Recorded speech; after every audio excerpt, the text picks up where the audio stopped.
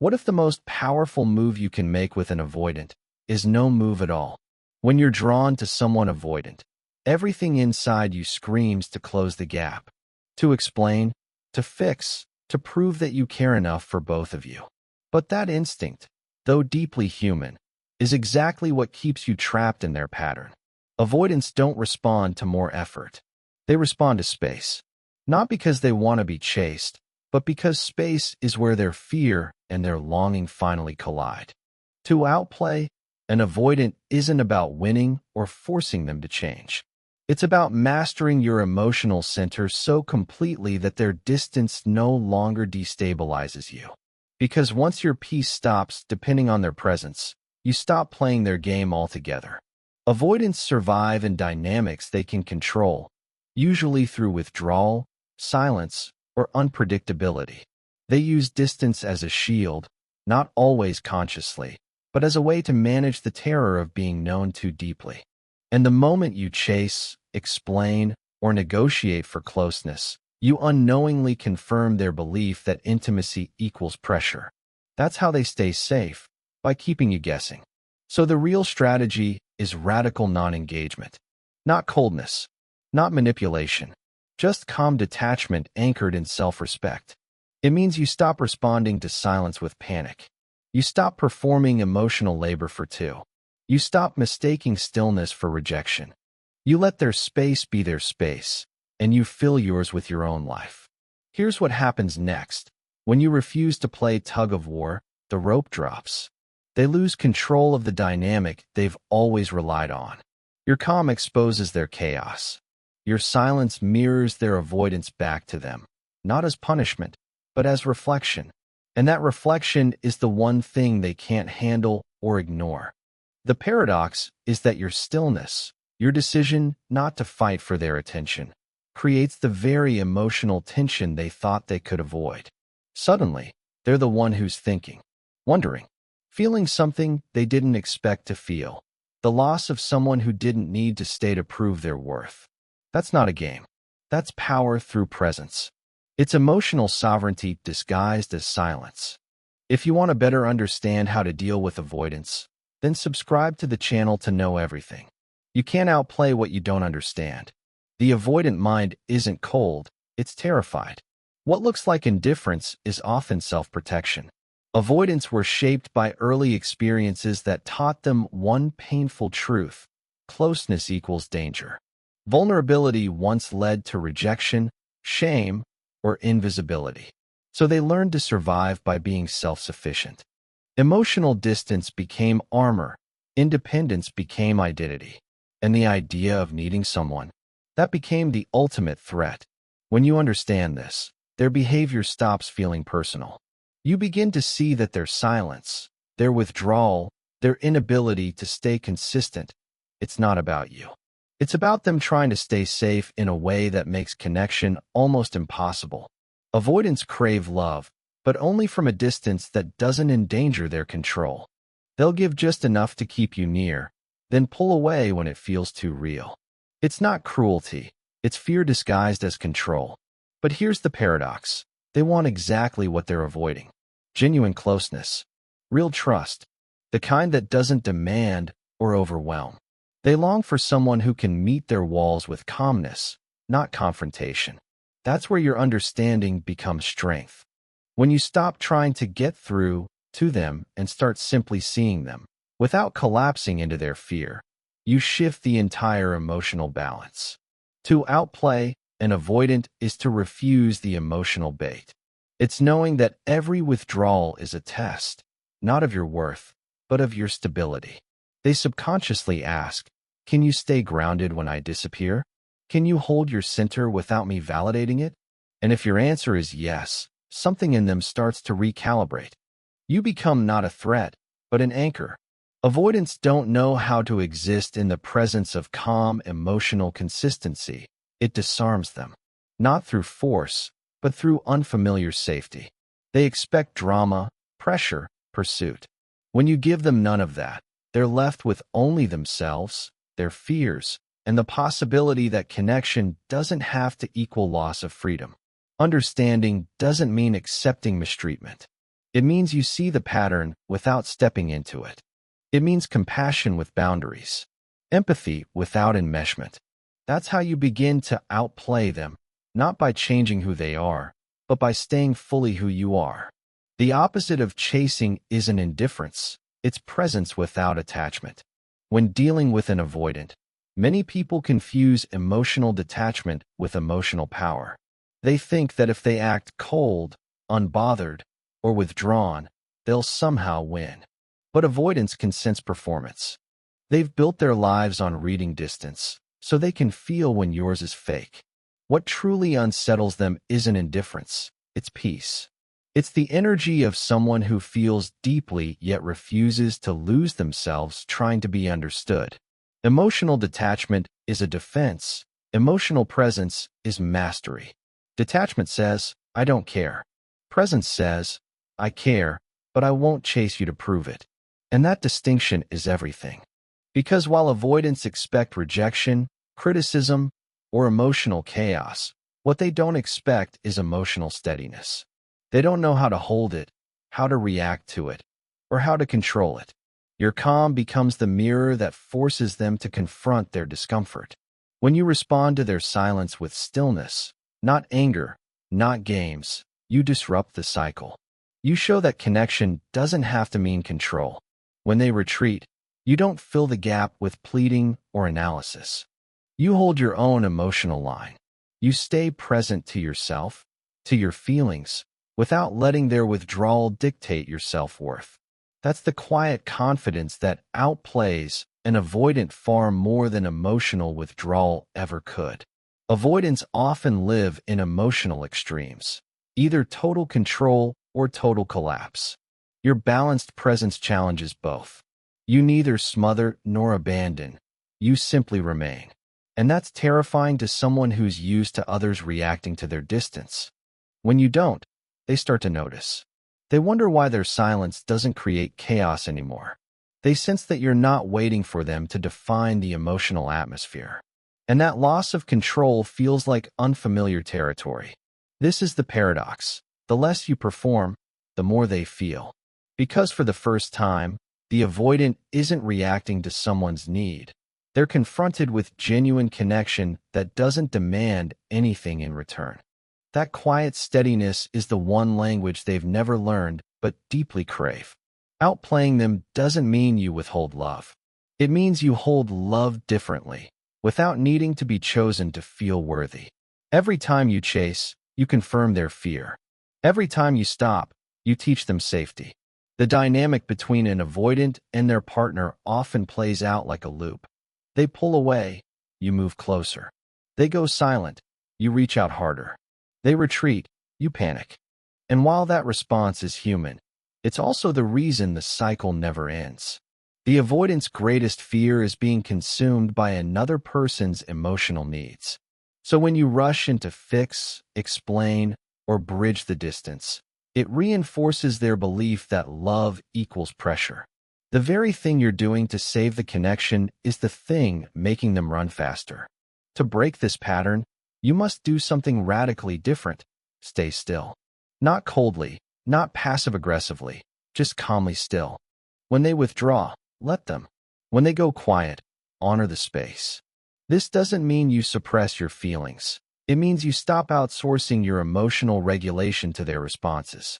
You choose not to beg for reassurance, not to over-explain, not to prove your worth through persistence. You show them, through silence and composure, that love doesn't have to chase to exist. This is where the balance shifts. Because while avoidants thrive on control, their control depends on your reaction. Without that, their pattern has nowhere to go. It dissolves.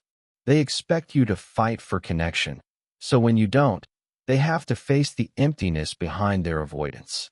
It's in that quiet space, free from your pursuit, that something in them begins to stir. Curiosity, reflection, even longing. Breaking the cycle isn't about ignoring them. It's about refusing to participate in the emotional game that keeps you both stuck. You are not punishing them with silence. You are choosing peace over panic. And that subtle energy shift is what begins to rewrite the story between you. When you stop trying to win them back, you win something much more powerful, your self-respect. And ironically, that's the very thing that begins to draw the avoidant back toward you. Not because they're being manipulated, but because your calm presence becomes safer than their solitude. This is how the cycle ends, not through effort, but through embodiment. Through showing, not telling, that real intimacy can only exist where freedom does. You don't need to punish distance to regain your power. You only need to stop negotiating for love. When you're caught in a relationship with an avoidant, it's easy to slip into emotional bargaining. You think, if I explain better, if I stay patient, if I show them how much I care, they'll finally feel safe enough to open up. But avoidance doesn't respond to persuasion. They respond to equilibrium. They need to feel that your emotional world isn't something they can break or control. When you chase, you hand them power. When you detach with resentment, you give them proof that closeness equals conflict. But when you stand firm in quiet self-assurance, you do something far more powerful. You take back emotional leadership. Reclaiming your power doesn't mean withholding affection or pretending you don't care. It means defining your boundaries without drama. It's saying, I'm here if you're ready to connect, but I won't beg or compete for your attention. It's the moment you decide that your peace isn't for sale. That's not punishment, it's self-respect. Avoidance can sense the difference between someone who's playing games and someone who's grounded in truth. And truth always cuts deeper. Because deep down, what avoidants fear most isn't rejection, it's losing control over how connection unfolds. When you refuse to play their emotional chess game, they lose their favorite defense, predictability. You're no longer reacting the way they expect. You're not punishing, you're not overcompensating. You're simply living from a place of calm clarity. That neutrality forces them to confront what's underneath their avoidance. The fear that love might actually be possible. Your silence, your boundaries, your refusal to engage in emotional drama. It all teaches them something their past never did. That someone can love them without trying to own them. That closeness doesn't require control. That love can breathe. And here's the truth most people miss. When you stop trying to make them feel something, they finally start to. Because emotions rise naturally in the presence of freedom. The less you demand, the more they sense. The more you stay rooted in self-worth, the less they can escape the quiet mirror you hold up to them. You reclaim your power not by making them feel small, but by remembering that you were never small to begin with. Your calm will do what your words never could. It will make them feel. Avoidants are masters at emotional distance. They rely on your reactivity to validate their fear that intimacy is unsafe. When you chase, cry, or demand, they can retreat behind their walls and say, see, closeness hurts. But when you stop reacting, when you stay grounded, steady, and emotionally sovereign, you create something they don't know how to handle, a mirror. That mirror doesn't attack or shame them. It simply reflects the truth that they can no longer blame you for the chaos. Their silence is louder now. Their distance feels emptier. Because for the first time, your peace shows them what real safety looks like. And that's both unsettling and magnetic. Avoidants crave that kind of emotional stability, even if it scares them. They want to believe that connection doesn't have to mean control or suffocation. But to believe it, they have to feel it, and your calm presence is the proof. This is where the shift happens. Instead of running from emotional intensity, they start running toward the person who doesn't demand it. They start to feel drawn to your steadiness, curious about the absence of pressure. Because your composure creates contrast. Every past relationship may have mirrored their fear, anger, pleading, anxiety, but yours mirrors peace. And that's foreign territory. But don't misunderstand this as a tactic. The mirror effect isn't manipulation, it's resonance.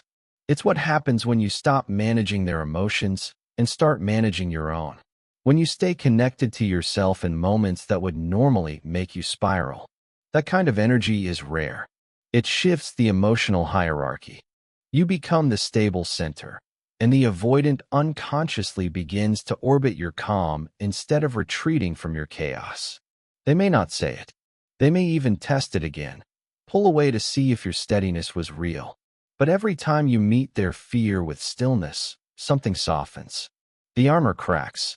They start to question the stories they've lived by, that closeness destroys freedom, that love demands self-erasure. You can't force that awakening. You can only model it. And when you do, your calm stops being silence. It becomes medicine. They don't miss you when you chase. They miss you when you stop needing them to come back. There comes a moment in every avoidant dynamic when the power quietly shifts. It's not dramatic. It's not announced. It happens the moment your energy changes from waiting for them to living for you. That's when the avoidant begins to feel something they've spent their whole life avoiding: loss. Not of control, but of safety. Because your absence, once predictable, now feels different. It isn't punishment. It's peace they can't access anymore. Avoidants often think they can always come back.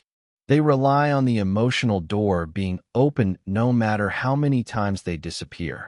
Your availability reassures them that they can dip into intimacy without ever drowning in it. But when that door quietly closes, not with anger, but with acceptance, it triggers something deeper than fear. It triggers grief. Because for the first time, they sense that your connection was not dependent on their control. You didn't leave to manipulate. You let go to heal. And that unsettles them. The person who once filled the silence with love is now silent themselves. The one who over-explained is now quiet. The one who chased is no longer in the race. The absence of your old patterns becomes the loudest message they've ever heard. It says, you can't come back to the same version of me that you left. This is where the avoidant begins to feel the emotional cost of their avoidance. The emptiness they once used to feel safe now echoes differently. It feels hollow. The very freedom they fought for starts to sting. They scroll through old messages. They replay moments. They wonder why the peace they wanted feels so lonely. That's the paradox of avoidance. They crave space, but the moment they finally get it, they feel its weight. And while you've stopped waiting, they begin to. They start to check if you're still watching, still responding, still emotionally available. But when they find only stillness, no hostility, no blame, no noise, they meet the consequence of their own distance. And for many avoidants, that's the first time they realize that silence isn't safety. It's loss. That's the turning point. Not when they come back, but when they understand why you stopped trying. Avoidants don't wake up through confrontation. They wake up through contrast. Emotional accountability for an avoidant doesn't arrive through argument or exposure. It arrives quietly, in the moments where there's no one left to blame. When the silence they once weaponized begins to echo with their own reflection. That's when realization creeps in, not as guilt at first, but as confusion. They start to ask questions they've spent years avoiding. Why do I always feel safer alone? Why does love feel like danger? Why do I keep running from the people who care the most? Your withdrawal becomes a mirror they can't escape. You didn't shame them, lecture them, or punish them.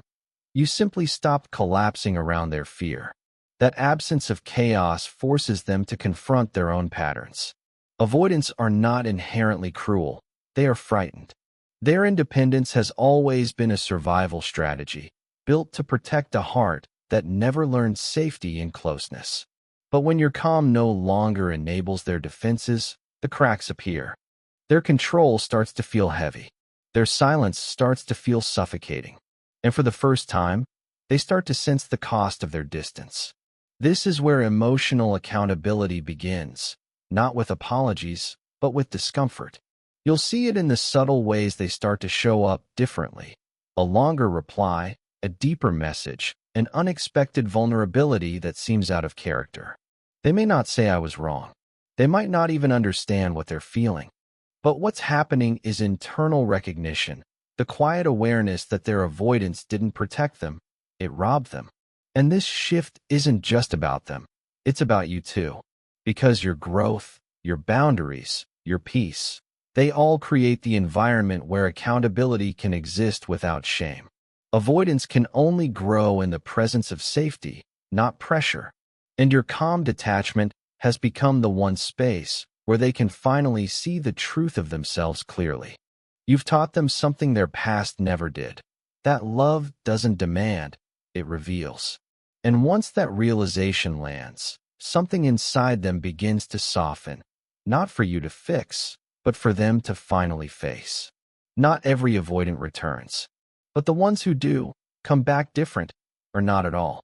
After the silence, after the space, after the mirror, something shifts. You've changed. They've been confronted. And now the question isn't will they come back? It's should they? Because once you've reclaimed your emotional grounding, the dynamic no longer runs on the same rules. You no longer crave their validation. You crave peace. And that alone changes everything. For some avoidants, this is the awakening. They begin to reappear, not as the same detached figure, but as someone uncertain, curious, and awkwardly open. Their messages sound different. They linger longer in conversation. There's hesitation now, but also humility.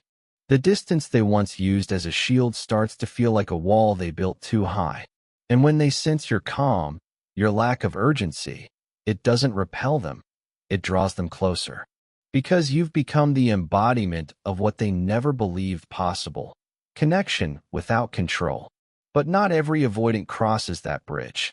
Some retreat back into the comfort of avoidance, unable to sustain the discomfort of intimacy.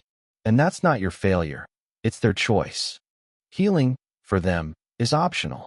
For you, it's essential. You've already done the hardest part, breaking the cycle. The point was never to make them stay.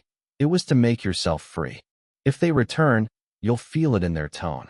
They won't demand your attention. They'll seek your presence. They'll ask differently, listen longer, and perhaps for the first time, feel instead of analyze. But your role has changed too. You no longer rescue, you receive. You no longer perform, you observe. Whether reconnection happens or not, you stand in the same truth. Your love is valuable, but not negotiable. The ultimate outplay is never manipulation, it's evolution. It's showing, without words, that your peace isn't dependent on their participation. And when they sense that, it either awakens something sacred in them, or confirms that their journey isn't meant to continue beside you. Either way, you win, not by getting them back, but by getting yourself back. The final move isn't walking away, it's outgrowing the game entirely.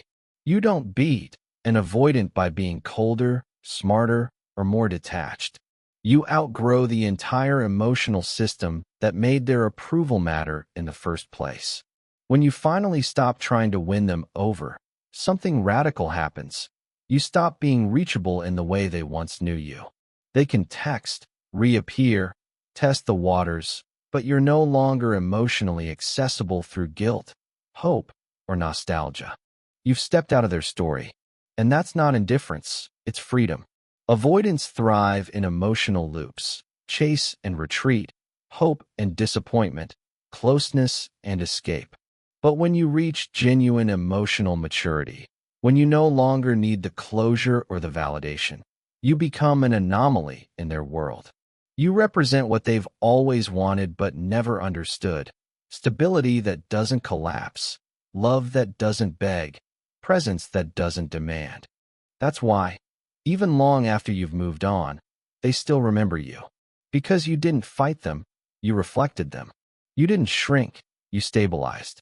And in that balance, they saw the version of love that once terrified them. Being unreachable doesn't mean you've closed your heart.